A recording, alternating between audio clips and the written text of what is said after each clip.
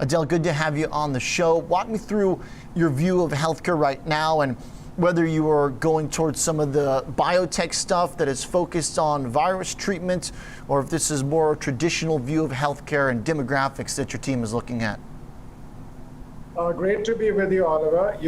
We work with physicians all across the United States, and what majority of our physicians, it's been very interesting because we are getting a bird's eye view of the medical perspective of how it relates to the stock market. And the fact of the matter is that in this world that we are living in, there are going to be certain sectors that are going to do well and certain sectors that are going to struggle. We believe that healthcare is going to be a sector that is uniquely positioned to do well in this post-COVID environment. And the physicians that we are speaking to, they are telling us that the areas within healthcare that they're especially optimistic about is more telemedicine, more PPE equipment, more investments into drugs to combat viruses, more testing. And what we really like to give clients exposure to this space is through the healthcare ETF XLV, which gives you the broad healthcare exposure. We also like, in terms of individual equities, we like Quest Diagnostics, which is making tremendous strides in testing. They've got FDA emergency use authorization for pool testing. They've got FDA emergency use authorizations for self-testing, and they have really increased their testing capacity over time. We also believe, Oliver, that telemedicine is here to stay, and Teledoc is a big beneficiary of that. According to a recent statistic, 97% of the practices have adopted telemedicine, and Teledoc has the infrastructure. 40% of the Fortune 500 companies are already their customers, so they're poised to benefit from this. We've been talking quite a bit about Teledoc, the combination with Livongo as well, another company that's done extraordinarily well during this period. What are your thoughts on the deal? I think it's great. It's basically giving access to data. The quality of treatment that a doctor can provide a patient is really dependent on the quality of data that the doctor has access to. And this partnership will really make good quality data available for physicians to provide great treatment. And Oliver, we are always, because we deal with physicians so often, we are always looking at stocks from a medical lens. And even some of these technology companies, they are doing amazing things with partnership with healthcare. Apple, for example, they have this ECG app where they are making, which cardiologists love, which tracks irregular heartbeats. Emergency room physicians that we are speaking to are always encouraging people to fill out the medical ID, because that gives the doctor life-saving information in the emergency room as well. Right now, there is an overall move that has been broad for the space. Healthcare's done very well. Part of it has been some of these quarantine plays. Part of it has been the virus plays. It seems like you like the telemedicine and some of the tech that has been in focus. What about the actual biotech companies themselves? Are these one-time winners in the spotlight because of their work fighting COVID, or companies like Novavax, Moderna, Gilead? Are there ways to have lasting winners? Well, a lot of these stocks, so in terms of the virus plays, you have the big companies like AstraZeneca and Pfizer, and then you have companies like Moderna, which are just a single drug play.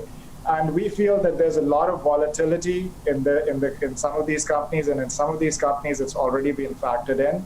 So we believe that the way to get exposure in this space is through the XLV ETF, which is the SPIDA healthcare ETF, which gives you the broad healthcare exposure.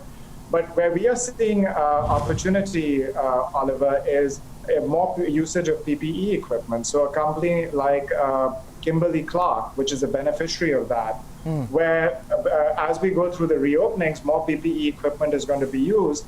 And Kimberly-Clark is a leading manufacturer of N95 masks. But not only that, they have a really good diversified portfolio where they have the Scott toilet paper and the Kleenex tissue, which got a nice post-COVID boost. And they're also paying a very attractive dividend. Where does healthcare and the tech perspective, I know that with Kimberly-Clark, that's a little bit more focused on some of the intermediate and right now kind of PPE, as you mentioned, some of the products that are needed.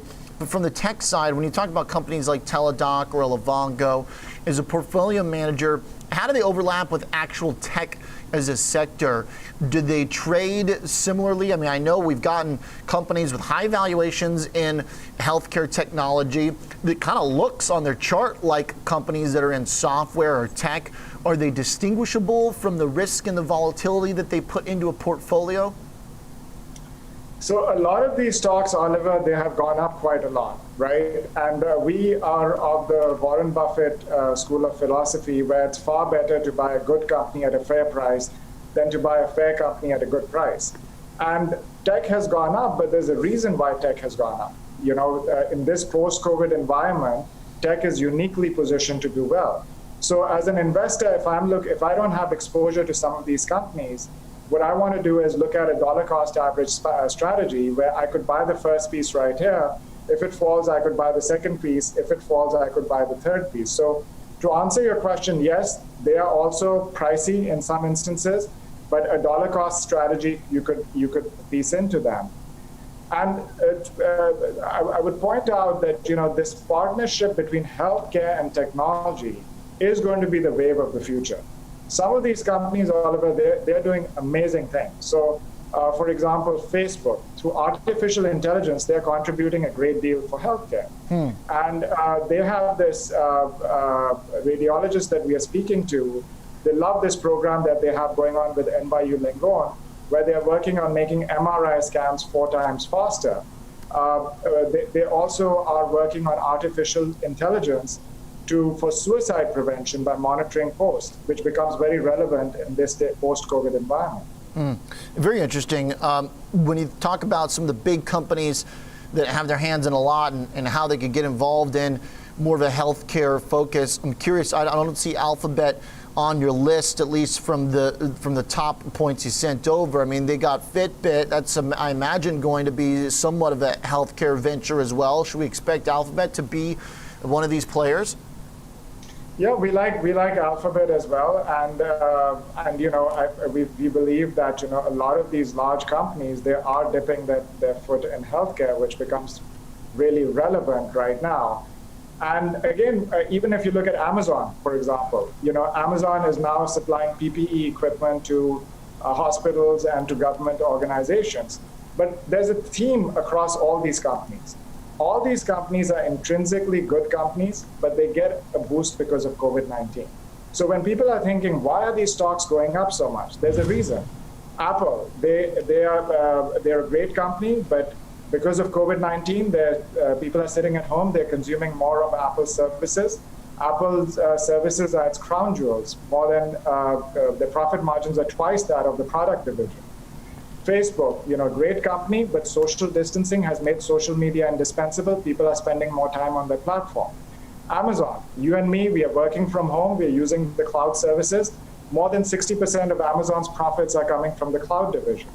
So in the health tech company, not only are these companies doing great from a technology perspective, they're also doing great from a medical lens perspective. That's why we like that.